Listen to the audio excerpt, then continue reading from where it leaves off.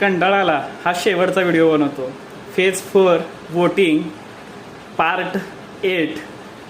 आता हा जो माणूस आहे ना पुढच्या व्हिडिओमधला, हा डायरेक्ट पैसे देऊन बोटाला शाई लावतोय आणि बोगस वोटिंग करण्याचा प्रयत्न करतोय.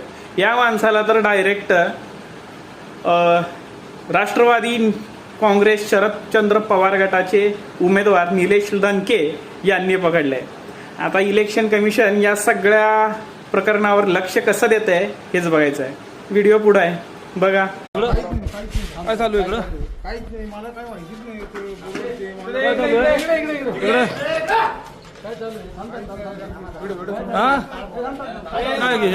काय मला काय माहितीच नाही. काय बोला माझ्याकडे काहीच